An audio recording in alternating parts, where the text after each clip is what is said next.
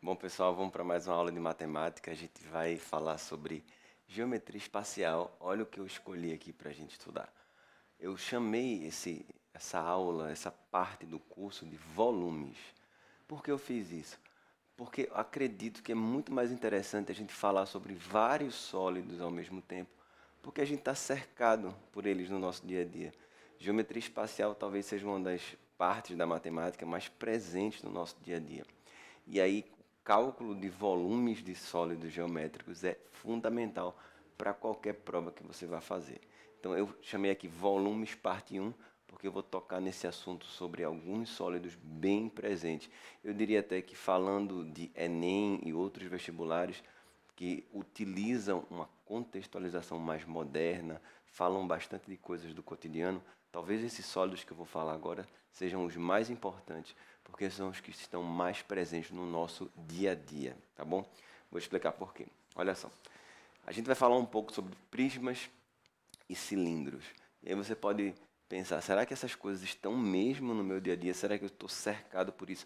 Na verdade, a gente está sim. Você pode olhar aí ao redor na sua casa ou no lugar onde você estiver.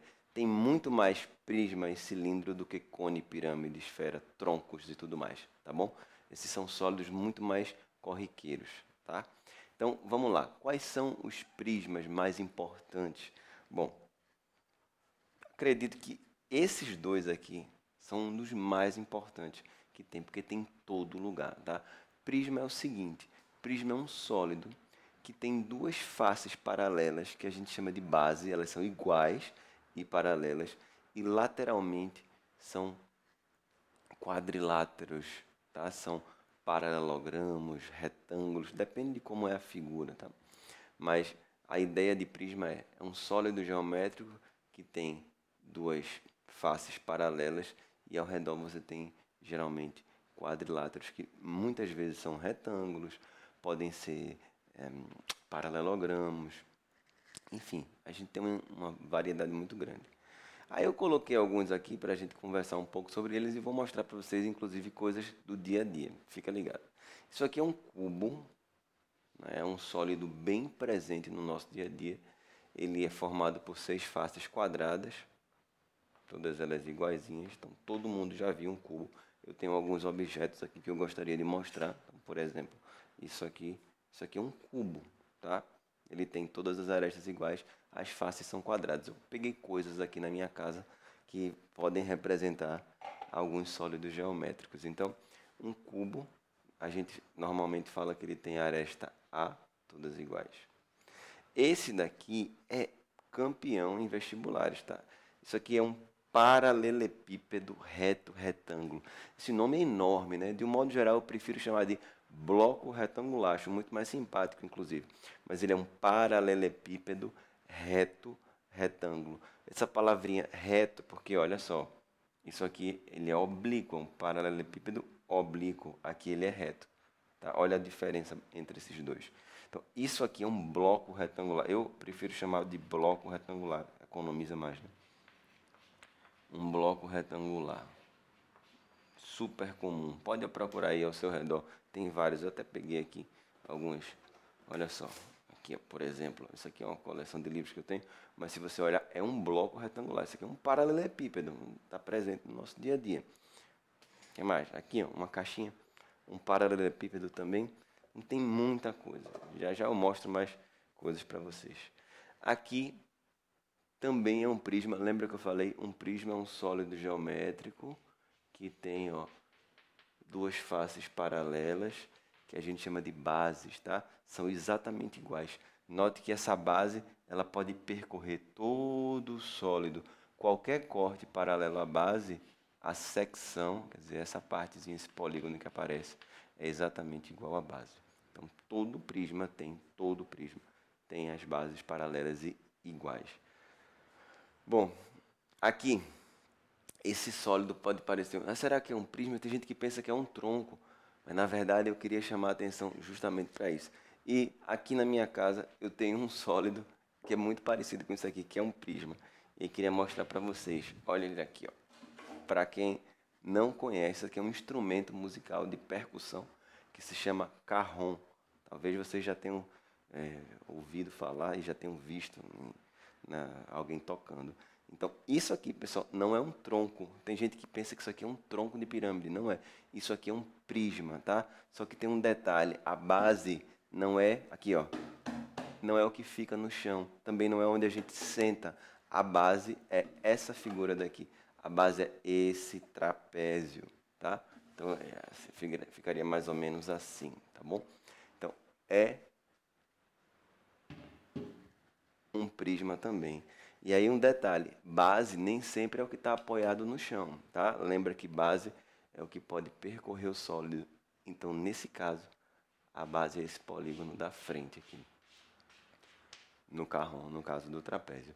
Eu poderia ter, por exemplo, esse mesmo prisma triangular, a base é um triângulo, mas a gente pode encontrar ele deitado, por exemplo. Tipo isso aqui. Você já deve ter visto um chocolate, por exemplo. Tem um chocolate bem conhecido. Eu não vou falar a marca para não fazer propaganda, né? Mas tem um chocolate bem conhecido que tem esse formato aqui de prisma triangular. Bom, mais um prisma hexagonal. Procurei aqui em casa, não tinha muita coisa de prisma hexagonal, mas eu consegui encontrar. E talvez pegar com a mão aqui esquerda para não sujar, que eu peguei no giz. Olha só, existe um queijo, também não vou falar a marca para não fazer a propaganda, mas existe um queijo que é um prisma hexagonal. Talvez você conheça, é um queijo parmesão. Deixa eu chegar perto aqui, ó. Dá para ver, não sei se focou, espero que tenha focado. Aqui, ó, a base é um hexágono regular, é um prisma como esse. Então, muito gostoso, inclusive. Bom, e aí eu peguei com a mão esquerda, tá? Só para ninguém ficar achando que eu peguei com a mão do giz. Então, esses sólidos aqui, a gente vê no nosso dia a dia. Então, mostrei um carrom, mostrei uma caixa de livros que eu tenho, mostrei um cubinho espelhado aqui, mostrei o queijo. Todos esses sólidos são prismas super importantes. E como é que se calcula o volume dessas coisas todas? Todas elas usam a mesma fórmula, tá? Isso é que é uma coisa boa. Com uma única fórmula, a gente pode calcular o volume de qualquer um desses sólidos. Os outros sólidos também muito comuns, campeões em vestibulares, são os cilindros. Tem basicamente dois tipos de cilindros para vestibulares de um modo geral, tá? Quem vai fazer faculdade de exatas, da engenharia, matemática, física, vai depois estudar outros cilindros mais complexos. Mas eu estou falando de cilindro básico, coisas do dia a dia, de um modo geral. A gente trata de cilindro circular, tá? E uma grande porcentagem é formada por cilindros retos. Esse é um cilindro que é chamado reto ou de revolução. Ou seja, ele é em pezinho aqui.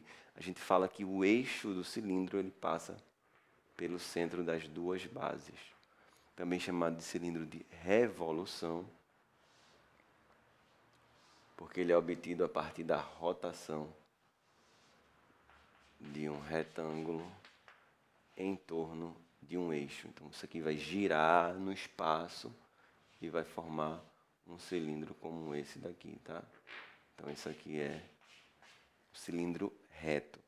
Se ele estiver inclinado, ou seja, o eixo do cilindro aqui, ele está inclinado, não está na vertical. Se você projetar o centro do topo, não cai no centro da base. Aqui, se você projeta o centro do topo, cai no centro da base.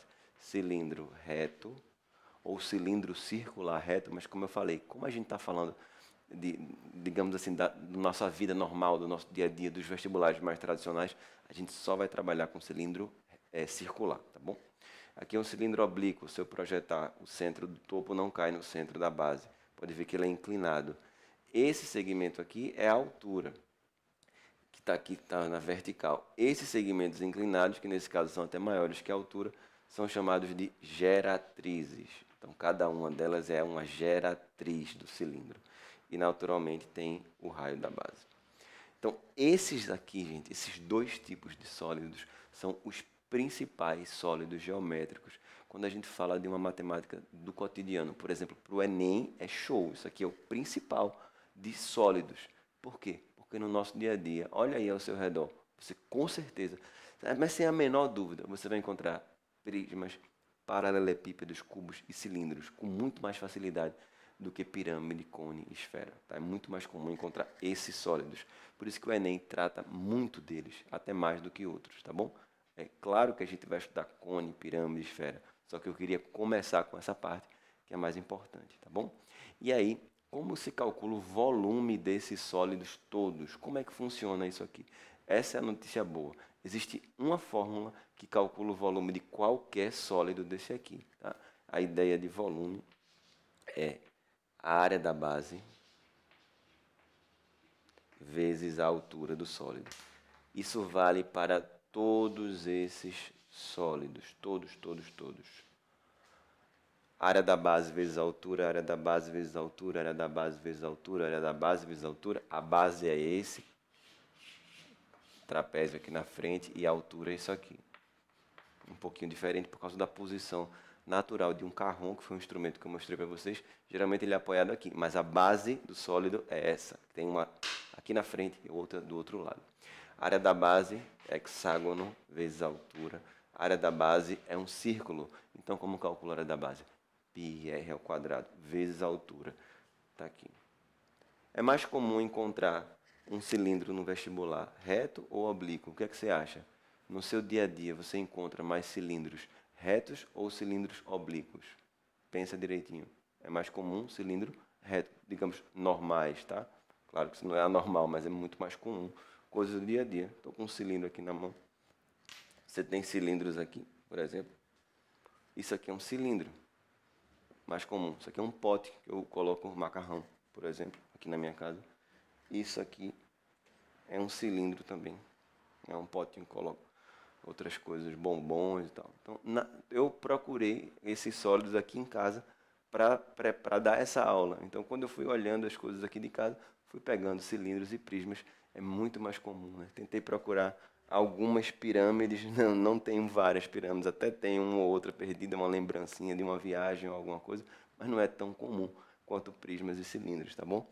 Então, essa ideia de volume, até colocar outra coisa aqui para mostrar para vocês, que é, hoje eu estou cheio das experiências, uma ideia de proporcionalidade aqui. Não é nenhuma experiência química, tá? Não tem, nada vai explodir. Mas eu coloquei um líquido aqui só para ilustrar um detalhe.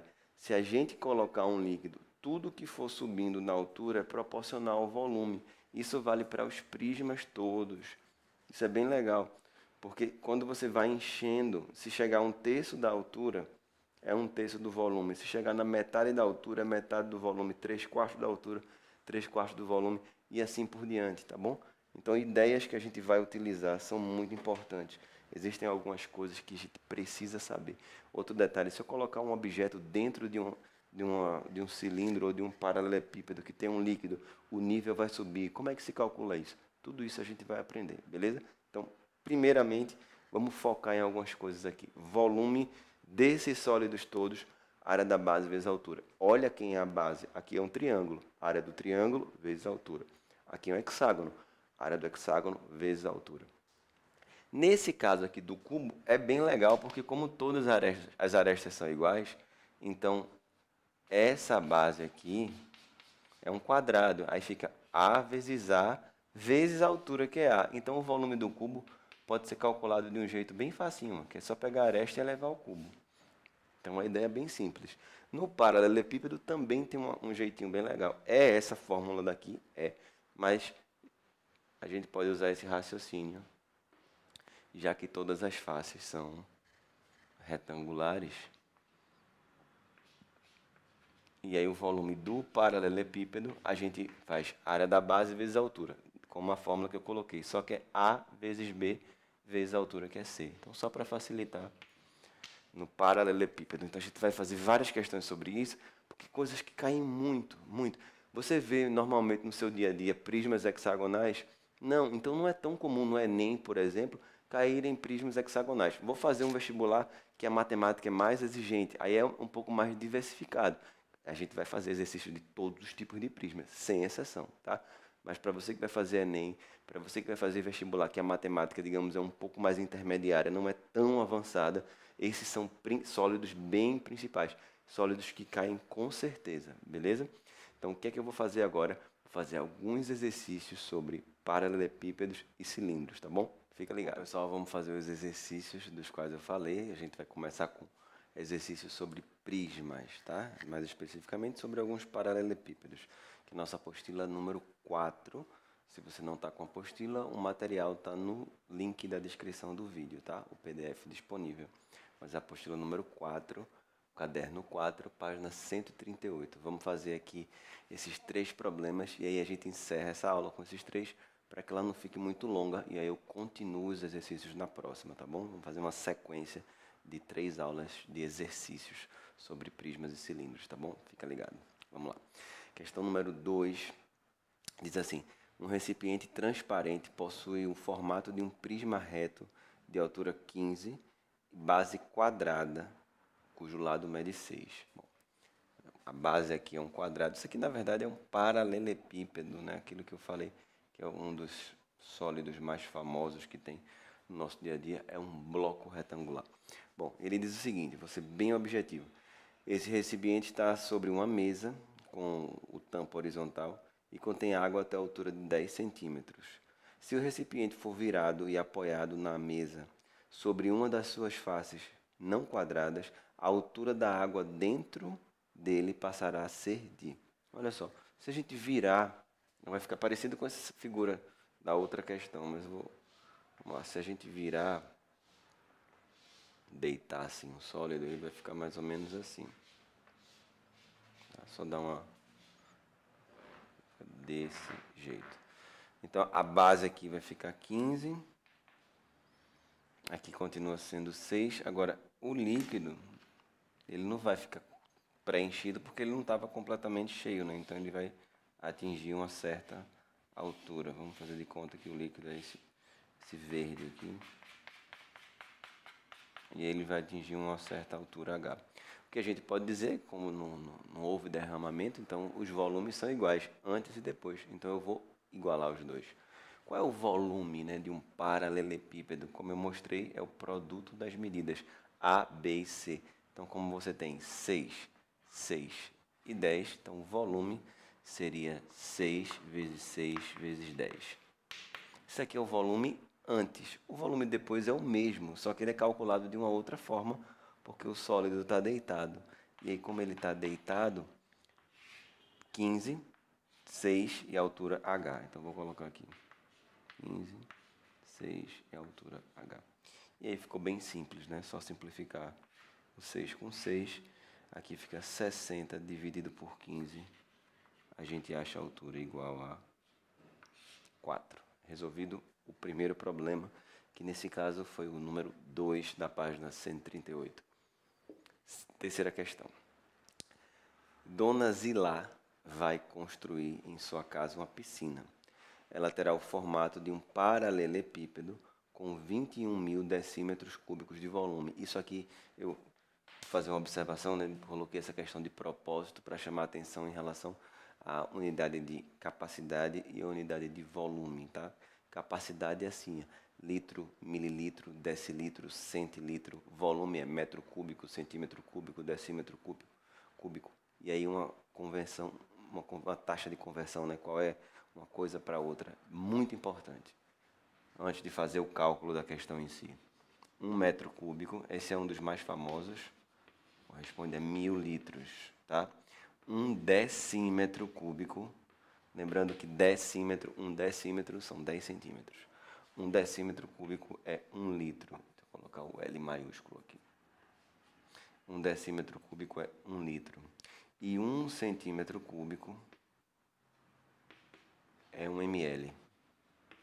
Que a gente usa, né? Tantos ml, cada ml é 1 centímetro cúbico. Bom, voltando para a questão, Dona Zilá vai fazer uma piscina e o volume é de capacidade aí, 21.000 decímetros cúbicos. E ele diz o seguinte, ó, como é o formato, né, da piscina? É um paralelepípedo, 100 centímetros de altura. Então, eu acho mais interessante a gente trabalhar com uma única unidade, né? 100 centímetros de altura, 3,5 de largura, quer saber qual é o comprimento? Bom, o comprimento vai ser o comprimento em metros, x. Olha só, o comprimento em metros. Vamos trabalhar tudo em metro, acho que fica mais fácil, tá? X metros a profundidade 100 centímetros. 1 metro tem 100 centímetros, né? Então a profundidade aqui é 1 metro. E a largura, ele diz que 3,5 metros.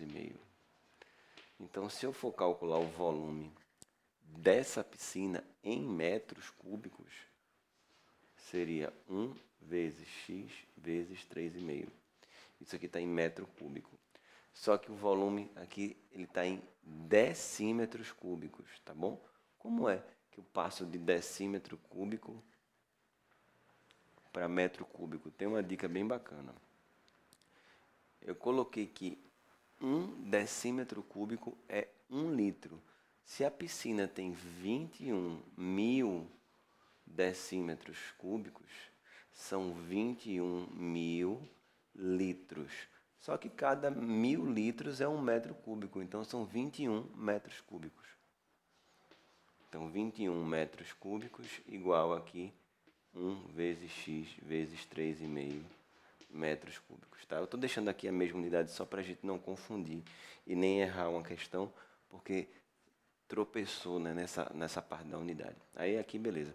O x vai ser 21 dividido por 3,5. 6 metros lineares. Resolvido também esse problema. E foi ótimo aqui relembrar essa taxa de conversão, tá? Como é que passa de metro cúbico para litro. Bom, e a próxima questão para a gente finalizar. E aí na próxima aula eu faço mais exercícios para não ficar muito extensa, tá? Vai ficar o seguinte, uma das etapas de tratamento da água de piscinas e também das águas para consumo humano é a adição de cloro, etapa denominada cloração. Porém, é interessante notar que nem sempre se adiciona cloro puro na água. Na maioria das vezes, adiciona-se uma solução de hipoclorito de sódio, conhecida como cloro líquido. Dependendo do objetivo que se pretende, são utilizadas soluções com concentrações diferentes.